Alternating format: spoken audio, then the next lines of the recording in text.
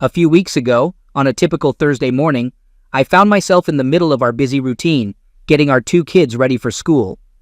At 7:30, the chaos was briefly interrupted by the loud ringing of the phone. I became curious, wondering who could be calling at such an early hour. The caller ID showed an unfamiliar code, which piqued my interest even more. "Hello?" I answered cautiously, holding the phone to my ear. To my surprise, it was Claire, my wife, on the other end of the line. I couldn't help but wonder why she was calling when we had just spoken the night before. Claire works for a small marketing firm, and her call immediately grabbed my attention. I take care of our children and work from home, while she's always on the move, working at a printing company in the center of our town. Despite our different schedules, it worked well for us, and we managed to make a decent living. We live in a cozy suburban house with 4 bedrooms and a swimming pool, and we're fortunate to have a wide circle of friends. However, Claire told me that the previous night, when she went to the hotel lobby to get a newspaper, her purse was stolen. "Please cancel our credit cards immediately and request new ones urgently. I've already informed Joy, my boss, about this, and she'll arrange for new American Express Company cards to be sent to me overnight so I can have them before I leave tomorrow. She's also going to transfer some money to help me through this," my wife said, sounding worried. "You're usually very cautious with your belongings. Can you clarify what occurred?" Regrettably, I was a bit absent-minded and left my purse at the cashier's counter while I went to grab some more reading material. When I returned, it was nowhere to be found. The cashier mentioned she was occupied with another customer and didn't notice anything unusual. My driver's license was in there too, but the hotel dispatched staff to check the nearby dumpsters. I hope they locate it. Otherwise, I might have to rely on a taxi for today's meeting. "Don't worry, I'll handle the credit cards promptly. I apologize for my oversight, dear. Hopefully, apart from about $200 in my wallet, we won't face any additional expenses. We can replace the other cards gradually. Fortunately, most of my makeup is still in the room, so I'll be prepared for the morning presentation. How are the kids? I miss the times when we were all together. Let me recount what occurred around 6 weeks ago." Thankfully, I successfully canceled the credit cards before any unauthorized charges were made. However, the wallet containing my driver's license and other non-credit card items had yet to be recovered, so I pushed that concern aside. Life continued as usual, but I have something important to share. Today, I came across a statement from Claire's Fidelity account, where she manages a separate investment fund from the inheritance she received after her parents' tragic accident a few years ago. I've always respected her privacy concerning this account, but while searching for our home insurance policy, I stumbled upon a folder containing monthly statements from her personal account. I recalled that the inheritance amounted to around $350,000 following her parents' passing, and I couldn't help but wonder how much it had grown. To my pleasant surprise, it had expanded to over $400,000. While going through the statement, I noticed a withdrawal of $3,000 from the money market account about 6 weeks ago. My curiosity was piqued regarding how she had utilized that money, so I decided to delve deeper into her money market account. To my astonishment, I discovered that she had written a substantial check to a local jewelry store just a couple of days after losing her purse in the same city. I couldn't help but wonder what she had purchased at that jewelry store. She hadn't mentioned buying anything for me, and I hadn't heard her discuss acquiring jewelry for anyone else. Although she has a brother, I couldn't comprehend why he would require a $3,000 gift. After some contemplation, I decided to turn to the computer and visit the jewelry store's website. I jotted down their phone number for further inquiry. I picked up the phone and dialed the jewelry store's number. A woman introduced herself as a store representative and inquired how she could be of assistance. After providing my name and specifying the transaction I wished to inquire about, I explained that we had encountered an issue with the purchase and were wondering if there was a store warranty in place. She proceeded to search for the transaction in her computer and then inquired about the nature of the problem with the rings. I found myself momentarily puzzled, wondering what kind of rings she could have bought. Fortunately, the woman on the phone swiftly clarified, "Oh, I remember this purchase. When she visited our store, she was visibly distressed and mentioned that her wedding and engagement rings had been stolen. She wanted to replace them, which proved to be quite a challenging task." While we were searching for suitable options to meet her needs, she used the company's credit card as collateral and later sent us a check to cover the cost. Now that you've mentioned the issue with the rings, I'd like to assure you that our store provides a 90-day warranty for such situations. Is it possible that the diamond setting has become loose? This is perplexing because she spoke of replacing the wedding and engagement rings but never indicated that she had lost them, only mentioning the theft of her purse. It took me some time to process this new information. Listen, I conveyed to the woman on the phone. I need to have a discussion about this with my wife before making any further decisions. I'll get back to you later. With that, I bid her farewell. While she appeared somewhat puzzled, my own bewilderment was far more overpowering. It was becoming increasingly apparent that the rings should have been inside her purse when it was stolen. But why would she carry them in her purse if she had no intention of concealing her marital status from others?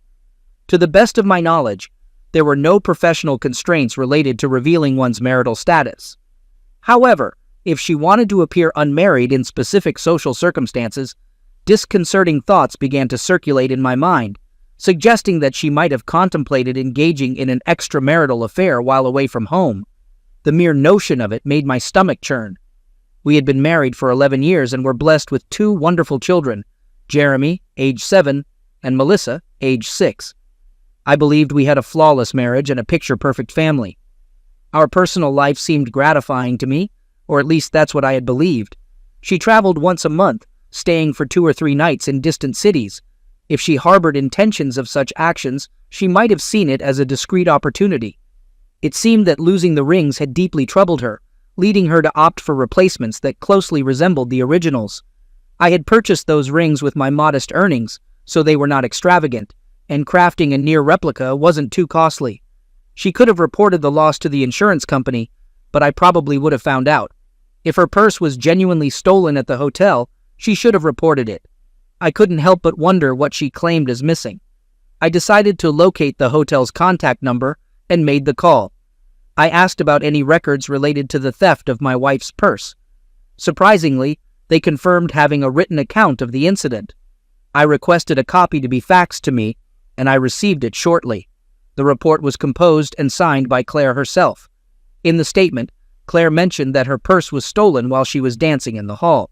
She had left her purse at the booth where she was seated, and upon her return, it had vanished. Remarkably, Claire explicitly noted her hesitation to involve the police. As I absorbed this information, my thoughts raced. Overwhelmed by the implications of what I had uncovered, she had deceived me not only by concealing the truth about the stolen rings, but also by inventing a story about shoplifting. While there could be an alternative explanation, my mind couldn't come up with anything other than the unsettling thoughts swirling in my head.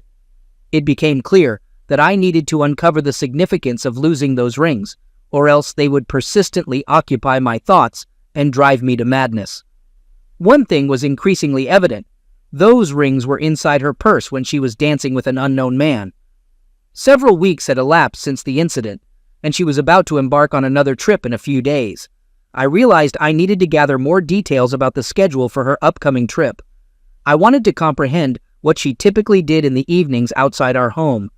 If she was involved with other men, perhaps losing the rings had served as a wake-up call, prompting her to reassess her behavior. I knew that if I discovered her infidelity, it would likely spell the end of our marriage, though I dreaded considering how it might impact our children. She was undoubtedly a great mother, but I couldn't bear the thought of her having custody of the kids, especially with her frequent business trips. My mind raced, desperately seeking any potential clues to shed light on her faithfulness. What other information might hint at her actions during her trips? Did she engage in unprotected encounters or insist on using contraceptives? I assumed she would opt for protection because she wouldn't want to risk bringing home infections or the possibility of an unwanted pregnancy. After all, I had a vasectomy after the birth of our second child, rendering pregnancy impossible. She couldn't rely on the men she met having protection, so she must have had her own supply. One question remained. Where did she keep them? It was unlikely she stored them at our house or in the car, so the office seemed the most likely place. She probably carried them with her on business trips. I knew she transported her work papers, laptop, and presentation materials in a large briefcase she kept in her office. But if she had an early morning flight, she'd bring her bag home the night before, then pack it in a suitcase for the airport. This detail was crucial. I needed to find an opportunity to search the briefcase before her departure. I hoped her next trip involved an early morning flight. I made a deliberate choice to remain calm and composed, not displaying any signs that something was amiss. As it happened, when the kids returned from school, I was occupied with various tasks and had little time to dwell on my suspicions. Nonetheless, the specter of her infidelity continued to linger in the back of my mind. When Claire returned from work, I found myself in a bit of a mess. While preparing dinner, I accidentally spilled a dish of beans, creating a mess on the floor. The resulting chaos of cleaning up and managing the kids' activities left me looking somewhat disheveled. Fortunately, she didn't seem to notice any unusual behavior from me at that moment. After the commotion settled and everything was cleaned up, I greeted her with a kiss on the cheek. We sat down at the table as we normally did to enjoy dinner and engage in our typical chit-chat. Given our usual routine, I didn't expect her to have any growing suspicions about her upcoming trip. "So, you're heading out on another trip in a couple of days?" I asked. "Yes," she replied, with little enthusiasm. "It's the same old routine. I'm not looking forward to it." My curiosity prompted me to dig deeper. "If you don't enjoy it, have you considered applying for a different role? You've been with the company for quite some time and have a good understanding of various aspects of its operations. I think you could adapt to almost any position." She mentioned her desire to gain more experience before transitioning to a desk job. However, I gently appealed to her conscience regarding the kids. "And I really miss you when you're not home," I added, hoping to evoke a sense of guilt. "I know, I'm sorry," she responded sympathetically. "I miss all of you too." Seeking more details, I continued, "So where exactly are you headed this time? Will you be leaving in the morning, giving us a chance to spend some time together before your departure?" I held her gaze, mindful that our children could hear us. Despite trying to appear normal, my anxiety was evident as my stomach rumbled, making it difficult to eat. She seemed to think everything was fine, as her reaction mirrored mine. I wondered if she had stomach issues, but it turned out she was eating without much enjoyment. Perhaps my suspicions were unfounded, but the urge to search her briefcase still lingered, as it could potentially provide insight into her loyalty. "I'm only going to Denton, so I'll be leaving tomorrow morning at 7:30, she mentioned. "I need something to keep me going until I return on Friday," she added playfully, giving me a wink. I responded in a similar playful manner, trying to maintain a sense of normalcy. To my surprise, she blushed in response. Her comment about bringing her briefcase home the night before her trip suggested she wouldn't be stopping at the office before heading to the airport. Given her seemingly genuine attitude about the upcoming trip in front of our children and me, one might assume that either she hadn't been involved in any infidelity during her travels, or she had become skilled at concealing such behavior. I hoped to uncover the truth when I examined the contents of her briefcase. On the evening before her planned trip, Claire returned home in high spirits. She parked her car next to mine in the garage as usual and appeared visibly excited. This left me wondering if her excitement was due to our conversation or if there was another reason behind it. Upon entering the house, she didn't bring her briefcase with her, assuming it was still in the car. I was busy preparing dinner, so we sat down at the table. She casually asked if I could retrieve her suitcase from the garage after we finished eating. "Certainly," I replied, trying not to show any signs of suspicion. "Are you all set for your trip?" she asked, trying to reassure me. "Oh yes, it's a routine trip. My briefcase is in the car, ready for the journey. I'll pack an overnight bag with the essentials." In an effort to maintain a sense of normalcy, I inquired, "Do you have any plans while you're away?" "No, the kids and I will stick to our usual daily routine during the week. Maybe we can plan something family-friendly for the weekend?" she replied, showing enthusiasm for the idea. "Sounds like a plan," I responded, genuinely. After we finished dinner, she kindly helped me clear the table in the kitchen and loaded the dishwasher. Once we were done, she headed to the bedroom to pack her things, while I made my way to the garage to retrieve her suitcase. Upon inspecting the car, I didn't find the briefcase inside, leading me to believe it was securely placed in the trunk. Expecting this, I had already devised a plan to access it later in the evening. When I returned to the bedroom with her suitcase, I casually asked, "Do you know where the car keys are?" My tire seems to be slowly losing air. If I take it to the station, Jerry can fix it right away." For a brief moment, she appeared puzzled, but then reached for her purse, handing me the car keys. She proposed an alternative, saying, "Couldn't you just use the spare tire? It's meant for emergencies?" Taking a resolute stance, I responded, "Yes, the spare tire is for emergencies, but we have enough time to properly fix this. I think that's the best course of action." I hurried back to the garage before she could change her mind. Swiftly, I drove her car out of the garage and headed to the junction station owned by my friend Jerry from school. Pulling up in front of one of the service bays, I honked my horn to get his attention.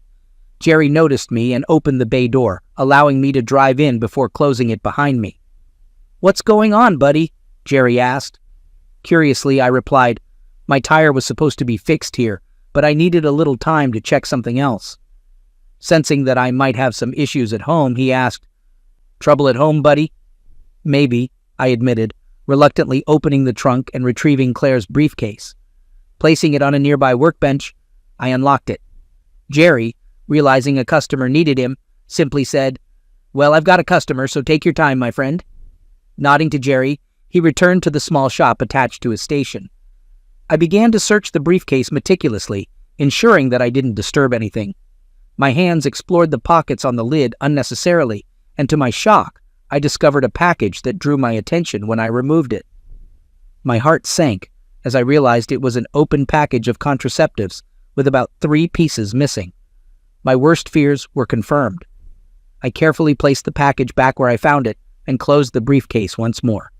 I stashed it in the trunk and secured it just as Jerry returned. "Did you find what you were looking for? What's going on?" he asked with evident curiosity. "I'm afraid so," I replied, my voice tinged with a mix of disappointment and sadness. "Mind if I stay here a bit longer?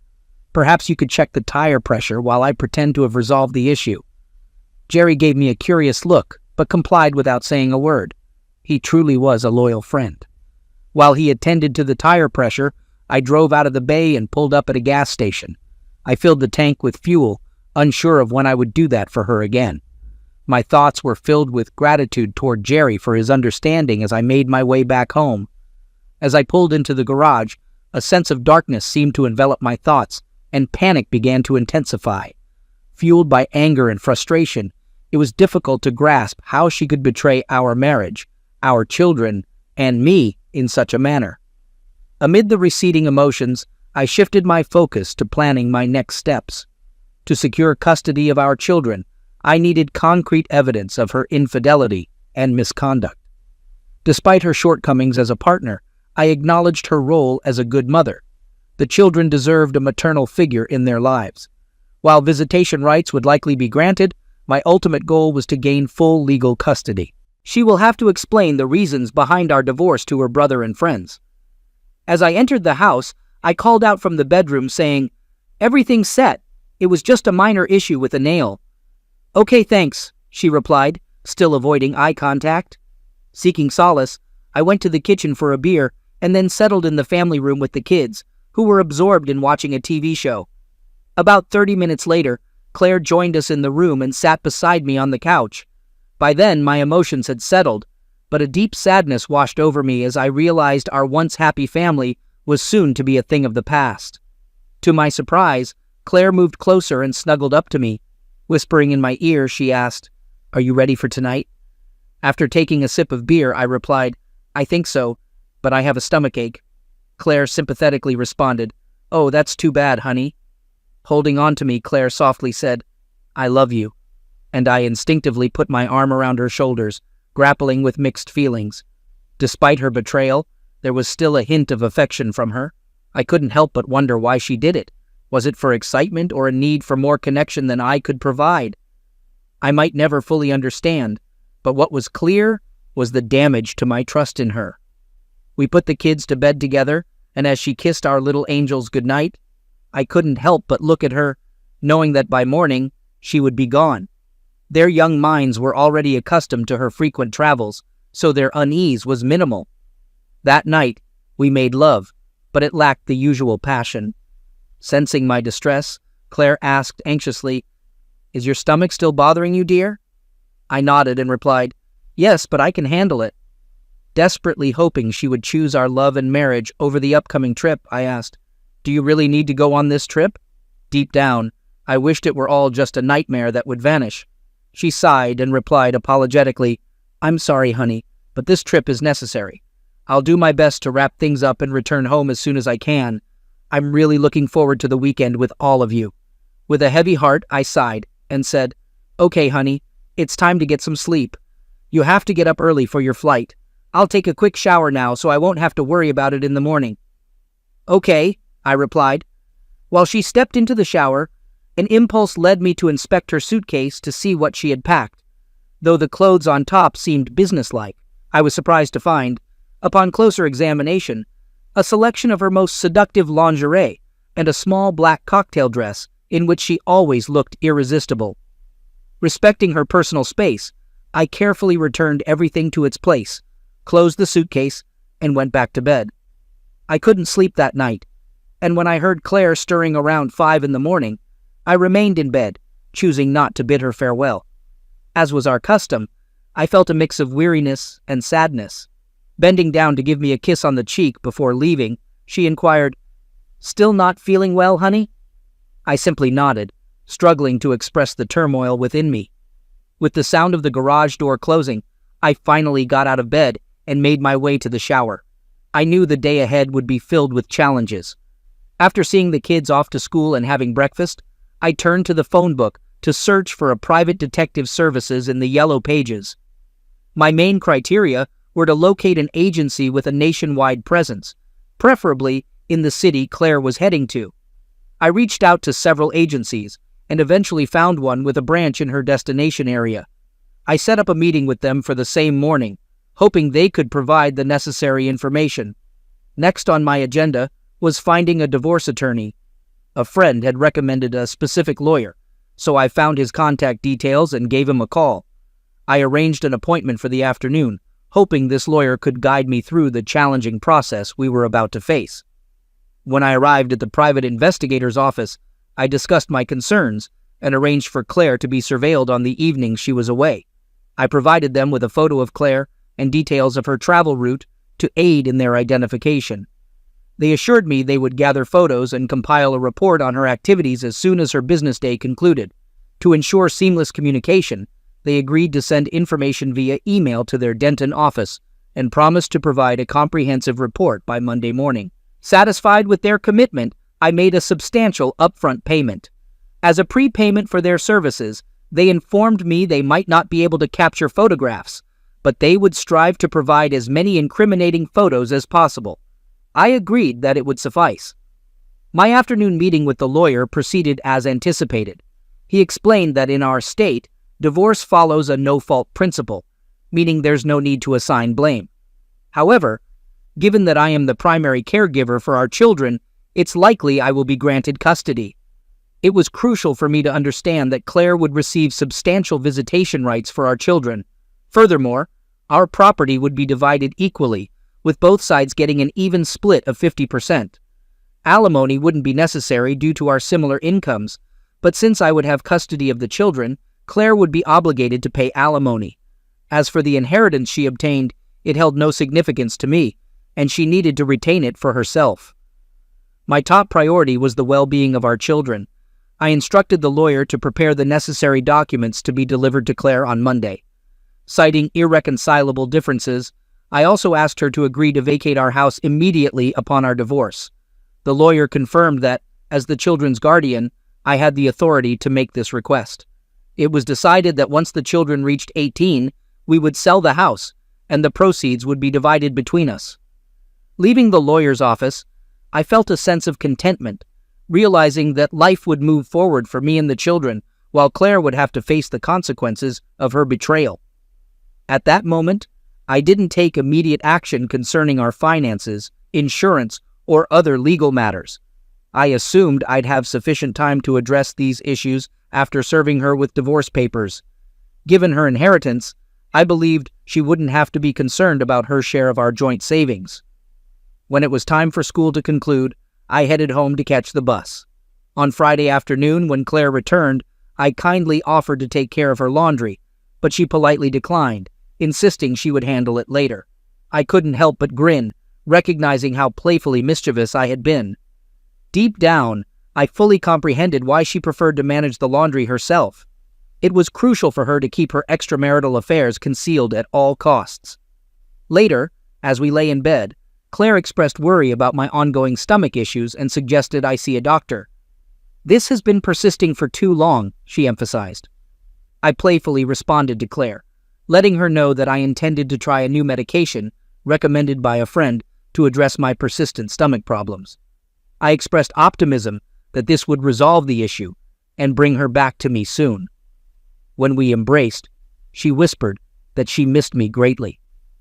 On Monday, as the kids left for school and Claire headed to work, I received a call from the detective agency informing me that they had a report ready. I told them I'd be there shortly, and within 30 minutes, I was sitting down with the office manager, discussing the details. The office manager informed me that a report with attached photos had been faxed from Denton that morning. He admitted he hadn't had time to read the entire report, but upon a quick scan and a glance at the photos, it seemed highly incriminating. I took a copy of the report and started reading its contents. The subject of the report was identified as Claire Barton. According to the report records, the surveillance of the woman began at 5:17 p.m. on Wednesday, June 16th, in the lobby of the Denton Marriott Hotel. Her identity was confirmed by comparing a photo obtained from the Merrickville office. Upon closer examination of the report, it turned out that she was wearing a company badge, further confirming her identity. Moreover, the report detailed the movements of the subject and noted she was carrying a briefcase.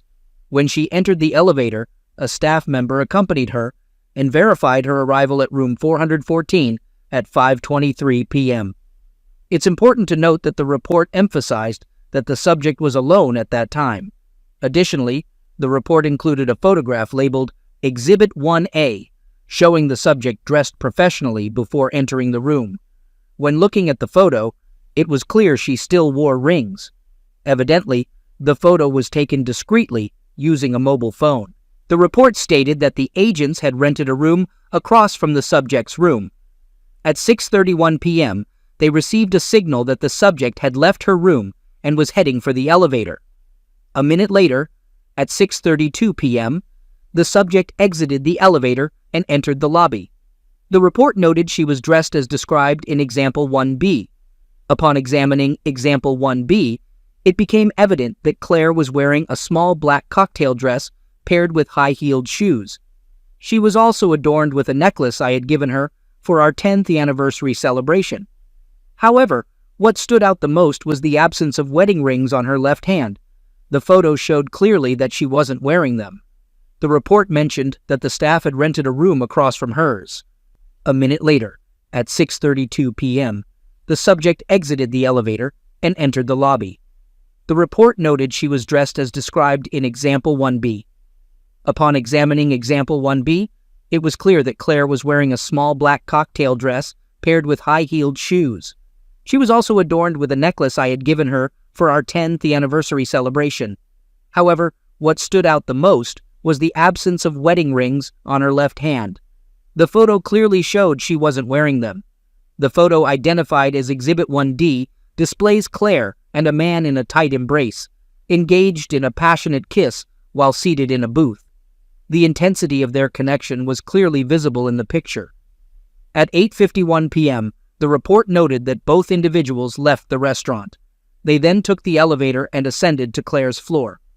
Another photo, labeled Exhibit 1E, captures the moment when Claire and the man entered her room, specifically room 414. In this image, Claire appears slightly intoxicated but undeniably pleased with the evening's events. At 11:13 p.m., the man exited Claire's room and left the building. The report included the license plate number of a car registered to Alexander B. Tate, residing at 1424 Azalea Drive in Denton. Notably, Alexander B. Tate was married and had 2 young children. As I delved further into the report's details, it became evident that Claire repeated her actions the following night with another man. The report bore the signature of an investigator from Denton. This revelation filled me with deep anxiety and resentment. It became clear that my wife was leading a promiscuous life while she was away from home. I couldn't come to terms with her actions. It was a betrayal that exceeded my worst expectations. Even the fact that Claire had lost her wedding rings didn't stop her from being careless. After settling the bill with the private detective, I thanked them and left. I made sure to take 2 additional copies of the report, which were recorded on a CD, to keep them safe. Once I got back home, I wasted no time and immediately called my divorce attorney. I asked about the status of the divorce papers, and the attorney confirmed they were ready for filing. Without hesitation, I instructed them to initiate the filing process and specifically requested that the papers be served to her publicly at her workplace the following day. The attorney assured me that this could be done smoothly and asked for her workplace address, which I promptly provided. My intentions were clear. I aimed to humiliate her during the legal proceedings. Handing her the divorce papers at her workplace not only satisfied my desire for revenge, but also served as a form of justice for her actions. That night, there was no love between us. Claire seemed to sense that something was wrong, perhaps suspecting that I had discovered something unsettling. Though she didn't directly voice her concerns, she expressed hope for my quick recovery. Interestingly, she also appeared somewhat reserved, but I chose not to comment on it and simply ignored it. The next morning, I woke up early after a night of little sleep. I immersed myself in work on the computer until I heard the children waking up, and then I went to the kitchen to prepare breakfast. After the meal, I said goodbye to Claire. When she left for work, she approached me for a hug and a kiss, but I responded with a half-playful embrace, encouraging her to leave quickly. At that moment, I sensed she might have had an inkling of what awaited her. As I closed the door behind her, tears welled up in her eyes, and she whispered, "I love you." After her departure, profound sadness washed over me, and I felt an urge to release my tears. Yet, I quickly composed myself as the children required my attention, and I needed to prepare them for the school bus. Around 10:45 a.m., the phone rang, disrupting our morning routine, displaying Claire's workplace on the caller ID.